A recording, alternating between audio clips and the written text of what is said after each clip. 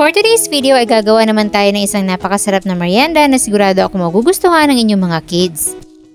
Kaya tara, samahan niyo ako at panoorin kung paano ito ginagawa.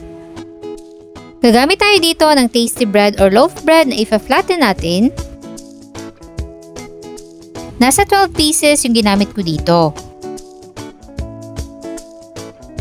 Then mag-slice tayo dito ng green bell peppers. Ganitong maninipis at mahabang cut lang yung gagawin natin. Isa-slice natin ng mahaba yung ating cheese. Gagamitin tayo dito ng pineapple tidbits para sa manamis-namis na lasa ng ating bread roll. At meron tayo ditong 3 pirasong hotdog na isi-steam lang muna natin sa tubig. Kapag luto na, hanguin ito at isunod naman natin yung 2 slices ng ham. Ipiprito lang muna natin to ng mabilisan.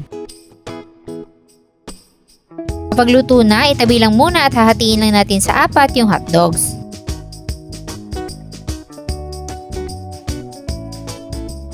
Ganon din sa ham, hahatiin lang din natin para makagawa tayo ng 12 pieces din. Gagamitin tayo dito ng tomato sauce or pizza sauce kung meron kayong available. Then magpapahid lang tayo ng tomato sauce or pizza sauce dito sa ating tinapay. Sunod natin i-layer yung hotdogs, green bell peppers, cheese, ham, at huli naman itong pineapple tidbits. Tapos dahan-dahan natin i-roll.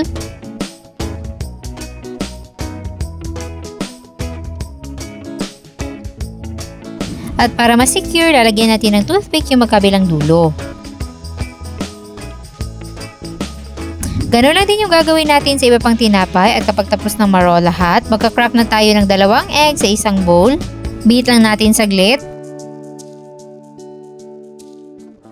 At sa kabilang plato naman, maglalagay tayo ng breadcrumbs. Tapos i-dip natin yung ating bread rolls dito sa itlog.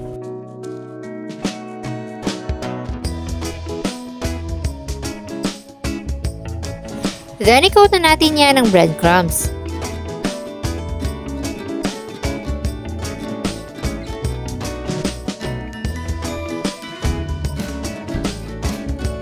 At eto na lahat ng nagawa nating pizza bread roll. Start naman tayo ngayong mag-deep fry. By batch lang yung pagpiprito natin para hindi ma-overcrowd yung kawali. At lulutuin lang natin to hanggang sa maging golden brown.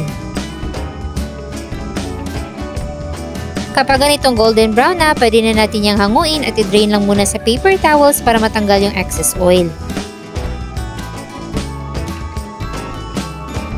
At ayan, ready na ang ating napakasarap na merienda na pizza bread roll. So tatanggalin lang natin yung toothpick nito. At ayan, meron ka ng napakasarap at mukhang sosyal na pang merienda.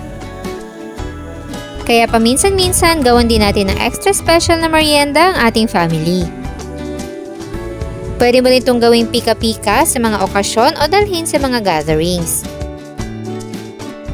Andyan lang din sa baba ang kompletong listahan ng ating mga sangkap. Sana'y nagustuhan nyo ang ating yummy merienda for today. Enjoy!